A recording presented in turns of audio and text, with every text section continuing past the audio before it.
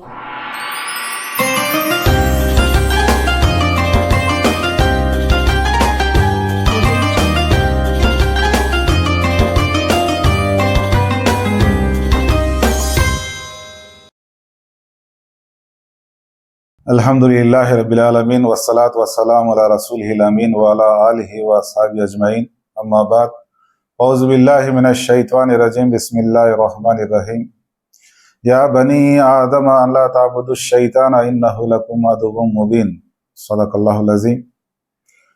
సర్వశక్తి సంపన్నుడు, సర్వోన్నతుడు, సర్వశక్తిమంతుడైన దైవానికే సర్వస్తోత్రం తెలియజేసుకుంటూ, సోదర మహాశులరా, ఆధ్యాత్మిక ప్రియులారా, నేను ఇంతవరకు మీ ముందు సూరతు యాసిన్లోని 60వ వాక్యం పఠించడం జరిగింది. ఈ వాక్యంలో మహనీయ హజరత్ ఆదం అలైహిస్సలాం గారి గురించి, అదేవిధంగా శైతాన్ అయిన ఇబ్లీష్ గురించి కొన్ని విషయాలు తెలియజేయడం జరిగింది.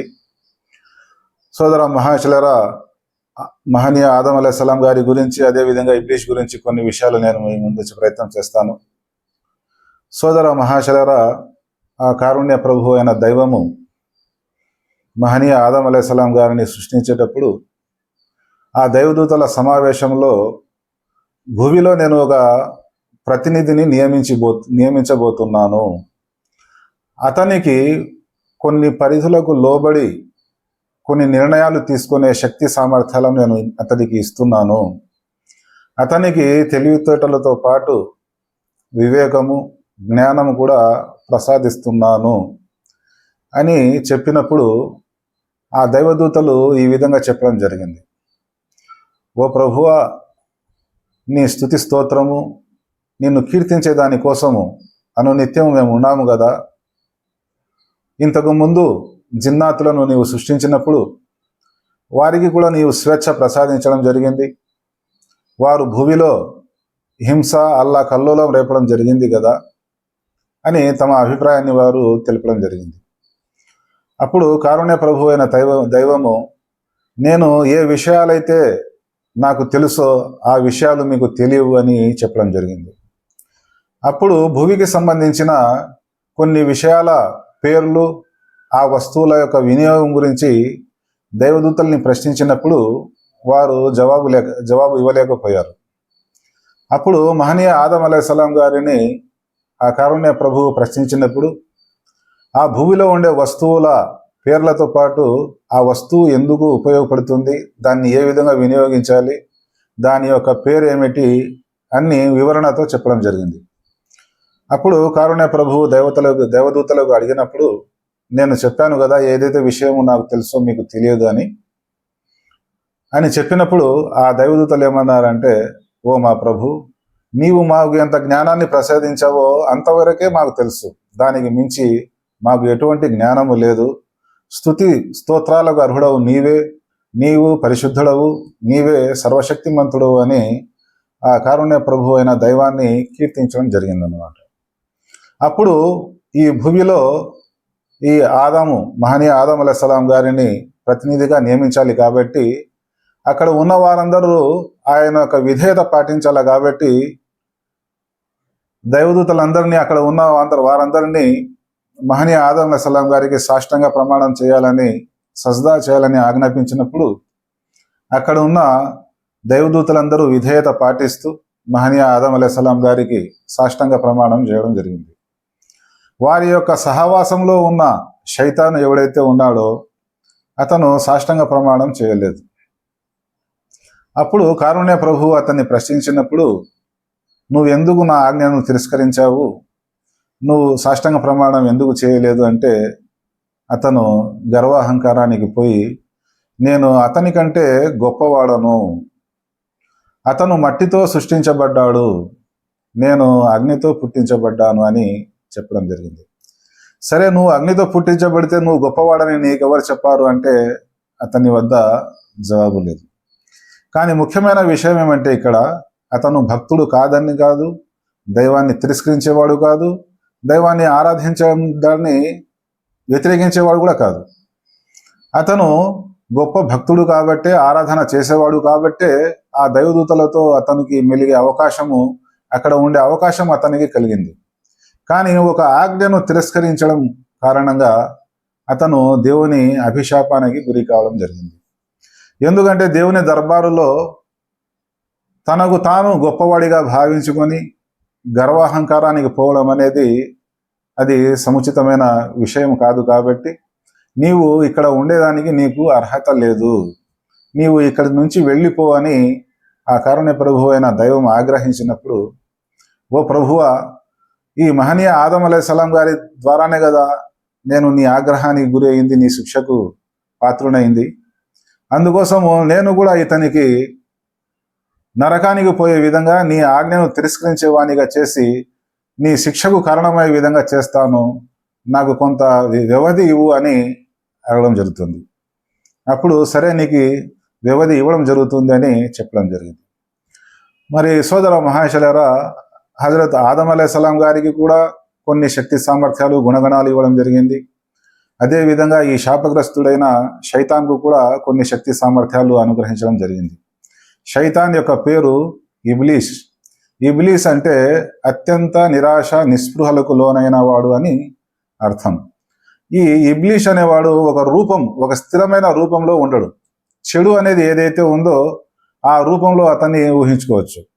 కానీ చాలామంది రాక్షసుల మాదిరి పెద్ద పెద్ద దంతాలు పెట్టి, ఎర్రని కళ్ళు పెట్టి, కొమ్ములు పెట్టి శైతాన్ ఈ విధంగా ఉంటాడని భావిస్తాడు. కానీ అతని యొక్క స్థిరమైన రూపం అనేది ఉండదు, మన కంటికి గోచరించేవాడు కూడా కాదు అతను. కానీ అతనికి మానవుని శరీరంలో రక్తంలో ప్రవహించి చెడులను ప్రేరేపించే శక్తి సామర్థ్యాలు అతనికి ఇవ్వడం జరిగింది. అంటే అతను ఆ చెడులకు ప్రేరేపించే శక్తి ఉంది, కానీ చెడులను చేయించే శక్తి అతనికి ఇవ్వడం జరగలేదన్నమాట. అప్పుడు కొంతకాలం కోసము హజరత్ ఆదం అలైహిస్సలాం గారిని స్వర్గంలో ఉంచినప్పుడు అక్కడ సర్వ సౌఖ్యాలు ఆయన అనుభవించడం జరిగింది. అనుభవించినప్పుడు ఆయన ఏదో లోటు, ఏదో వెలితి అనిపించేది, ఏదో కొరత అనిపించేది. ఆ కొరత ఏమిటో ఆయనకు తెలీదు. స్వర్గంలో అన్ని సౌకర్యాలు ఉన్నప్పటికీ ఆయనతో కూర్చొని మాట్లాడే ఒక తోడు అనేది లేదు. కాబట్టి ఆ కారుణ్య ప్రభు అయిన దైవము స్వర్గంలో ఆయనకు ఒక తోడు కూడా ప్రసాదించడం జరిగింది. ఆయన శరీరం నుంచే హజరత్ హవ్వా అలైహిస్సలాం గారిని సృష్టించి ఒక స్త్రీ పురుషుల జంటను సిద్ధం చేయడం జరిగింది. ఆ విధంగా స్వర్గంలోని వరాలన్నీ వాళ్ళు అనుగ్రహించేటప్పుడు, పొందేటప్పుడు దేవుడు ఒక ఆజ్ఞ వారికి చేయడం జరిగింది. ఈ స్వర్గంలో ఉండే సౌకర్యాలన్నీ మీరు అనుభవించండి, కానీ మీకు పరీక్ష నిమిత్తంగా ఒక చెట్టు యొక్క పండ్లు ఫలాలు మీరు తినకూడదు, దాని వద్దకు మీరు వెళ్ళకూడదు, వెళ్ళినట్లయితే మీరు దేవుని ఆజ్ఞను తిరస్కరించేవారైతారని హెచ్చరించడం జరిగింది. మరి ఆ ఆజ్ఞను జ్ఞాపకం పెట్టుకునే తర్వాత దాన్ని పాటిస్తూ సుఖంగా హాయిగా స్వర్గంలో జీవితం గడిపేటప్పుడు ఈ దుష్టశక్తి అయిన శైతాన్ వచ్చి, ఆ కారుణ్య ప్రభువు మీ ఆ పండ్లు ఎందుకు తినకూడదని చెప్పాడో మీకు తెలుసా అని వారికి వ్యామోహంలో పడవేయడం జరిగింది. చాలాసార్లు ప్రయత్నం చేసి మాయలో పడవేసి, ఆ పండ్లు మీరు తినినట్లయితే మీకు దైవత్వం ఆపాదించబడుతుంది, అందుకోసం మిమ్మల్ని తినకూడదన్నాడు. ఆ పండ్లు మీరు తిన్నట్లయితే మీకు మరణం అనేది ఉండదు, శాశ్వతమైన జీవితం మీకు కలుగుతుంది, అందుకోసమే దైవం మిమ్మల్ని తినకూడదన్నాడని చాలాసార్లు ప్రేరేపించిన తర్వాత ఒక బలహీన సమయంలో ఆ పండ్లను వారు తినడం జరిగింది. ఎప్పుడైతే సహజ సిద్ధంగా వారి శరీరానికి ఉన్న కవచం ఏదైతే ఉందో రక్షణగా, ఆ పండ్లు తిన్న తర్వాత వారి యొక్క అవయవాలు విప్పుకోవడం జరిగింది. సిగ్గు అనేది, బిడియం అనేది రావడం వల్ల ఆ చెట్ల ఆకులు కప్పుకొని తమ మర్మాంగాలను కప్పుకోవడం జరిగిందన్నమాట. ఎప్పుడైతే దేవుని ఆజ్ఞను వీరు ఉల్లంఘించడం జరిగిందో ఆ కారుణ్య ప్రభు అయిన దైవము పాప క్షమాపణ వేడుకో ఏ విధంగా కోరుకోవాలో కూడా ఆ కారుణ్య ప్రభు హజరత్ ఆదం అలైహిస్సలాం గారిని నేర్పడం జరిగింది. ఆ విధంగా ఖురాన్లో రబ్బనా జలమ్నా అన్ఫుసనా వైన్లం తగ్ఫిర్ లనా వతర్హమ్నా లనకూనన్న మినల్ ఖాసిరీన్ అని ఒక దువాను నేర్పడం జరిగింది. ఆ శైతాన్ మాదిరి గర్వానికి వెళ్ళలేదు, వినయ విధేయలతో, ఓ ప్రభువా, మాతో తప్పు జరిగింది, నీవు క్షమించకపోయినట్లయితే మేము నష్టపోయే వారిలో చేరుతాము, మమ్మల్ని క్షమించు, కరుణించు అని వేడుకోవడం జరిగింది. ఆ విధంగా వారు చేసిన ఆజ్ఞ ఉల్లంఘనకు క్షమించి, మీరు తిరిగి స్వర్గాన్ని పొందాలి అంటే, శాశ్వతమైన జీవితం పొందాలి అంటే మీరు భూమిలోకి వెళ్ళండి, అక్కడ కొంతకాలం మీరు జీవించండి, నా తరపు నుంచి మీకు ధర్మ అధర్మాలు గ్రంథాలు ప్రవక్తల ద్వారా బోధనలు తెలియజేయబడతాయి. వాటి ప్రకారం అక్కడ సత్యధర్మాన్ని ఆచరించి ఎవరైతే జీవితం గడుపుతారో ఈ శాశ్వతమైన స్వర్గంలో వారు స్థానం పొందుతారు. ఈ శైతాను మీకు ఆగర్భ శత్రువు కాబట్టి, భూమిలో కూడా ఇతను ఉంటాడు కాబట్టి ఇతని వలలో పడకుండా, ఇతని మాయలో పడకుండా మీరు జీవితాన్ని గడపాలా అని తొట్టతొలి మానవుడైన మహనీయ హజరత్ ఆదం అలైహిస్సలాం గారిని, హవ్వా అలైహిస్సలాం గారిని భూమిలో పంపడం జరిగింది. వారి యొక్క సంతానాభివృద్ధి జరిగి వారు పెద్ద సంఖ్యలో వ్యాపింపజేయబడిన తర్వాత కాలానుగుణంగా వారికి ధర్మశాస్త్రాలు అందజేయడం జరిగింది. ఆ పరంపరలో ఇస్లాంను పాటించే, ధర్మశాస్త్రాన్ని పాటించే మొట్టమొదటి ప్రవక్త హజరత్ ఆదం అలైహిస్సలాం గారు. అదేవిధంగా చిట్ట చివరి ప్రవక్త విశ్వకారుణ్యమూర్తి జగత్ ప్రవక్త ముహమ్మద్ సల్లల్లాహు అలైహి వసల్లం గారు. ఆ విధంగా 1,40,000 మంది ప్రవక్తలు ఆయా కాలాల్లో, ఆయా జాతుల్లో, వివిధ భాషలు మాట్లాడే ప్రాంతాల్లో ప్రవక్తలుగా, మహనీయులుగా వచ్చి సమాజాన్ని సంస్కరించే ప్రయత్నం చేయడం జరిగింది. మరి ప్రతి కాలంలో కూడా ప్రవక్తలను కానీ, మహనీయులను కానీ, ఋషులను కానీ, సాధారణ వ్యక్తులను కానీ మాయలో పడవేసి వ్యామోహానికి గురి చేసి వారిని మార్గభ్రష్టులుగా చేసే ప్రయత్నము ఈ శైతాన్ ఇబ్లీష్ ఎవడైతే ఉంటాడో అతను చేస్తూనే ఉంటాడు. ఈరోజు మన సమాజంలో మనం చూస్తున్నాం. ఇదే ఈ సూర యాసిన్ వాక్యం నేను ఏదైతే పఠించానో, ఓ ఆదం సంతానమా మీరు శైతాన్ను ఆరాధించకండి అని చెప్పడం జరుగుతుంది. మరి ప్రపంచంలో మనం చూసినట్లయితే ఎవరు కూడా ఆ శైతాన్ విగ్రహం పెట్టి ఎవరు కూడా ఆరాధించరు. అదేవిధంగా సూర్య బక్రాలో కూడా ఒక చోట ఈ విధంగా తెలియజేయడం జరిగింది. ఓ విశ్వసించిన ప్రజలారా మీరు సంపూర్ణ ధర్మంలో ప్రవేశించండి, శైతాన్ యొక్క అడుగుజాడల్లో నడవగాకండి అన్నాడు. సంపూర్ణ ధర్మం అంటే ఏమిటి? ప్రతి విధేయత కూడా జీవితంలోని సమస్త రంగాల్లో కూడా దేవుని యొక్క ఆజ్ఞ, ప్రవక్త యొక్క బోధనలను తూచా తప్పకుండా పాటించాలి. ఇష్టమైనటి పాటించి నష్టం వచ్చే వాటిని విడిచిపెట్టడం జరగకూడదు. అదేవిధంగా ఈ ప్రపంచంలో ఏ విధంగా వ్యామోహానికి గురి చేశాడంటే, ఒక సందర్భంలో ప్రవక్త గారి యొక్క సహచరులు అడిగారు, ఓ ప్రవక్త, మా వెంట అయితే శైతాన్ ఉన్నాడు, చెడులకు లోన్ చేస్తున్నాడు, మీ వెంట కూడా శైతాన్ ఉన్నాడా అని అడిగినారు. అవును, నా వెంట కూడా శైతాన్ ఉన్నాడు, కాకపోతే అతను సత్యాన్ని అంగీకరించడం జరిగిందని విశ్వకారుణ్యమూర్తి జగత్ ప్రవక్త సల్లల్లాహు అలైహి వసల్లం గారు తెలియజేయడం జరిగింది. అదేవిధంగా మహనీయ హజరత్ ఉమర్ రజాను గారు ఏ దారిలో వెళ్తే ఆ దారిలో శైతాన్ వెళ్లేదానికి భయపడేవాడు. ఎందుకంటే ఆయన ధర్మనిష్టతో జీవితం గడిపేవాడు కాబట్టి. ఈరోజు మన సమాజంలో మనం చూసినట్లయితే ఈ శైతాన్ వ్యామోహానికి లోనై ఎన్నో చెడులు సర్వసామాన్యమైపోవడం జరిగింది, వ్యవస్థీకృతమైపోవడం జరిగింది. ఆ విధంగా శైతాను మంచి పనులు చేసేవాడిని నిరోధించే ప్రయత్నం చేస్తాడు, చెడు కార్యాలు చేసేదానికి పురికొల్పుతాడు. విధి దానం చేయమంటే ప్రజలు దానం చేయరు, కానీ దుబారా చేసే చోట, సారాయి త్రాగే చోట, జూదం ఆడే చోట వివిధ రకాలుగా దుబారా ఖర్చు చేయమంటే చాలామంది చేస్తూ ఉంటారు. ఈరోజు సారాయి వ్యాపారాలు చేసేవారైనా కానీ, సరఫరా చేసేవారైనా కానీ, త్రాగేవారైనా కానీ అది శైతాన్ వలలో చిక్కుకున్న వాళ్ళే. వారు కూడా దైవాన్ని నమ్ముతున్నామంటారు, మాకు కూడా భక్తి ఉంది అంటారు. మరి ఆ విధంగా వడ్డీ కూడా వ్యవస్థీకృతం అయిపోయింది, ప్రభుత్వ ఆఫీసుల్లో లంచాలు కూడా వ్యవస్థీకృతం అయిపోయాయి, సారాయి వ్యభిచారం అనేది వ్యవస్థీకృతం అయిపోయింది. ఈ విధంగా ప్రజలకు వ్యామోహానికి గురి చేసి సర్వ చెడులకు లోను చేయడం జరుగుతుంది. అతను ఏ విధంగా వ్యామోహపరుస్తాడంటే మనుషులకి, నువ్వు ఇంకా వయసులో ఉన్నావు, ఉద్యోగం చేస్తున్నావు కాబట్టి లంచం వస్తానంది, తీసుకో, ఎక్కువ ధనం జమ అయిన తర్వాత, వయసు మళ్ళిన తర్వాత ఒక మస్జిద్ కడుతూలే, ఒక గుడి కడుతూలే, ఒక చర్చి కడుతూలే. ఈ విధంగా ఇంకా నువ్వు వయసులో ఉండవు, బాధ్యతలు తీరాలి కదా. ఈ విధంగా అతను మనిషిని మాయలో పడవేస్తాడు. అతను డబ్బు బాగా సమకూర్చుకో, నీ దగ్గర డబ్బు లేకపోతే నీకు విలువ ఉండదు, ఎవరు నీ గౌరవం ఇవ్వరు, నువ్వు ధనవంతుడైతే అందరూ గౌరవిస్తారు. ఈ విధంగా ప్రజలను చెడు మార్గంలో తీసుకునే దానికోసము అతను ప్రయత్నం చేస్తూ ఉంటాడు. తీరా అలవాట్లకు గురి అయిన ప్రజలు ఎవరైతే ఉన్నారో ఇహలోకంలోనే అతను అగౌరవం పాలవుతాడు. ఇక్కడ ముస్లిములు అని చెప్పలే, ఆదం సంతానం అని చెప్పడం జరిగింది. వారు హైందవులైనా, క్రిస్టియన్స్ అయినా, ముస్లిమ్స్ అయినా ఎవరైనా మంచి మార్గంలో ఉన్నారు, వారు గౌరవప్రదమైన జీవితం గడుపుతున్నారంటే వారిని ఏ విధంగా అనారోగ్యం పాలు చేయాలా, అగౌరవం పాలు చేయాలా, అదేవిధంగా దేవుని ఆగ్రహానికి ఏ విధంగా గురయ్యే విధంగా చేయాలా అని అతను ఎత్తుగడలు వేస్తూ ఉంటాడు. ఎందుకంటే దైవం వద్ద అతను ప్రమాణం చేసి వచ్చాడు, ఈ మహనీయ ఆదం యొక్క సంతానం ఎవరైతే ఉన్నారో వారిని కుడి నుంచి, వెడమ నుంచి, కింది నుంచి, పైనుంచి అన్ని మార్గాల నుంచి నేను మాటు వేసి ఉంటాను. ఎక్కడ నాకు అవకాశం దొరికితే అక్కడ నేను అతనికి చెడుకు లోను చేస్తాను అని చెప్పడం జరిగింది. ఆ విధంగా కారుణ్య ప్రభు అయిన దైవము మానవునికి భూమిలో ప్రతినిధిగా పంపడం జరిగింది. అతనికి ఉన్నత స్థానం ఇవ్వడం జరిగింది, గౌరవ స్థానం ఇవ్వడం జరిగింది. మరి ఏ మానవుడైతే, ఏ విశ్వాసి అయితే దేవుని దృష్టిలో గౌరవప్రదుడు కావాలనుకుంటున్నాడో అతను అధర్మ కార్యాల నుంచి, ఆ శైతాన్ యొక్క ప్రభావం నుంచి దూరంగా ఉండేదానికోసం ప్రయత్నం చేయాలి. అదేవిధంగా అతను సారాయి త్రాగడం వల్ల ఆనందం కలుగుతుందని, ఇంకా స్టామినా శక్తి పెరుగుతుందని, ఇంకా రకరకాల వ్యామోహంలో పడవేస్తాడు.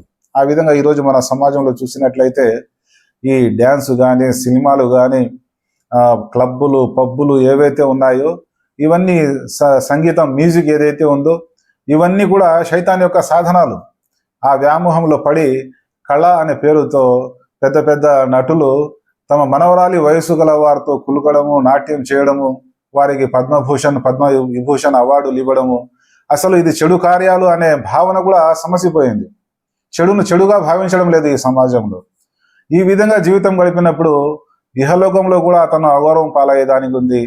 ఈ వాక్యం ఏదైతే ఉందో రేపటి తీర్పు దినాన ఈ చెడు వ్యసనాలకు లోనే ప్రజలు ఎవరైతే ఉన్నారో రేపటి రోజు ఏమంటారంటే వాళ్ళు దేవుని దగ్గర, ఓ మా ప్రభువా, మా తాత ముత్తాతలు, మా వంశంలోని వాళ్ళందరూ ఈ విధంగా త్రాగేవారు, బహుదైవాదన చేసేవారు, చెడులు చేసేవారు. మేము వారి యొక్క ప్రభావానికి లోనే ఈ విధంగా చేస్తాము. మాకు మరొక అవకాశమే, మేము అక్కడ వెళ్ళి మంచి కార్యాలు చేసుకొని వస్తాము అని అడిగినప్పుడు, నేను నా గ్రంథాల ద్వారా, నా ప్రవక్తల ద్వారా శైతాన్ యొక్క అడుగుజాడల్లో నడవగాకండి, అతడు మీ ఆగర్భ శత్రువు అని నేను తెలపలేదా అని అక్కడ కారుణ్య ప్రభు అయిన దైవము సెలవీయడం జరుగుతుంది. అందుకోసము సోదర మహాశయులారా, మానవునికి తెలివితేటలే కాకుండా వివేకము, జ్ఞానం కూడా ప్రసాదించడం జరిగింది. అదేవిధంగా ముఖ్యమైన ఇంకొక విషయం ఏమంటే, ఈ డార్విన్ సిద్ధాంతం ఏదైతే ఉందో కోతి ద్వారా పరిణామ క్రమంలో మానవుడిగా తయారైనాడు అనేది ఇది శుద్ధ అబద్ధమని ఖురాన్ ద్వారా మనకు అర్థమవుతుందన్నమాట. అదేవిధంగా ఈ భూమిలో ఏవైతే జీవరాశులు ఉన్నాయో అవన్నీ కూడా ఇక్కడే పుట్టాయి, ఇక్కడే చనిపోతున్నాయి. కానీ మానవుని యొక్క ఉనికి ఈ భూమండలంలోని మట్టి, గార, బురద ఏదైతే ఉందో దీని ద్వారా దాదాపు 88 అడుగుల శరీరాన్ని హజరత్ ఆదం అలైహిస్సలాం గారిని మొట్టమొదటిగా తయారు చేయడం జరిగింది. ఆ 88 అడుగుల ఆ శరీరానికి అనుగుణంగా అవయవాలు ఉండేటి అన్నమాట.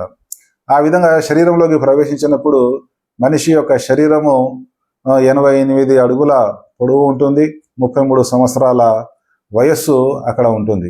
మరి ఈ తెలివితేటలు, ఈ జ్ఞానం ఇచ్చిన తర్వాత ఈ హజరత్ ఆదం అలైహిస్సలాం గారు ఈ స్వర్గంలో అనుభవాలు, అక్కడ సౌకర్యాలు ఏవైతే ఉన్నాయో భోగ విలాసాలు అనుభవించి వచ్చారో, ఇక్కడ ఎన్ని సౌకర్యాలు ఉన్నప్పటికీ కూడా ఇంకా తపన అతనిలో, ఇంకా నేను సౌకర్యం చేసుకోవాలి, ఇంకా వసతులు ఏర్పాటు చేసుకోవాలి, కొత్త కొత్త యంత్రాలు తయారు చేయాలి, ఇంతవరకు రాకెట్లు కానీ, ఫ్యాన్లు కానీ, ఏసీలు కానీ, రకరకాల పరికరాలు తయారు చేసినప్పటికీ స్వర్గంలో ఉన్న సౌకర్యాలన్నీ ఇక్కడే కల్పించుకోవాలనే ప్రయత్నం అనేది నిరంతరం సాగుతూనే ఉంది. ఇంతవరకు ఉన్న సౌకర్యాలు చాలు అని మనిషి తృప్తిగా ఉండడం లేదు. ఎందుకు తృప్తి లేదంటే, ఇతను స్వర్గంలో స్వర్గ సౌఖ్యాలు అనుభవించి వచ్చాడు కాబట్టి ఇక్కడ ఎన్ని సౌకర్యాలు ఉన్నప్పటికీ ఇంకా పొందాలనే తపన అతనికి ఉంది. కానీ సోదర మహాశైలరా, ఇక్కడ స్వర్గాన్ని ఏర్పాటు చేసుకున్నప్పటికీ మనిషి ఇక్కడ శాశ్వతంగా ఉండేదానికి అవకాశం లేదు. శాశ్వతమైన జీవితం పరలోక జీవితమే కాబట్టి పరలోకంలో దేవుని యొక్క ఆగ్రహం పొందకుండా దేవుని యొక్క అనుగ్రహం పొందాలంటే, దేవుని యొక్క మోక్షం, స్వర్గం పొందాలి అంటే ఇక్కడ ధర్మశాస్త్రానికి అనుగుణంగా నీతి నియమాలు కట్టుబడి జీవితం గడిపినట్లయితే మనం ఇహలోకంలోనూ గౌరవప్రదమైన జీవితం గడపవచ్చు, పరలోకంలో దేవుని యొక్క మోక్షం కూడా పొందవచ్చు. సోదర మహాశయులారా, దైవ చిత్తం అయితే ఇటువంటి ఆధ్యాత్మిక వీడియోలు మున్ముందు కూడా వస్తూ ఉంటాయి. ఈ వీడియో మీకు నచ్చినట్లయితే సబ్స్క్రైబ్ చేయండి, బంధుమిత్రులకు షేర్ చేయండి. ఏవైతే విషయాలు చెప్పామో, విన్నామో అర్థం చేసుకుని ఆచరించే సద్బుద్ధి కలగజేయాలని, తద్వారా మనందరి ఇహపరలోకాల్లో మోక్షం కలగని దైవాన్ని వేడుకుంటున్నాను. అస్సలాము అలైకుం రహమతుల్లాహి వబరకాతుహు.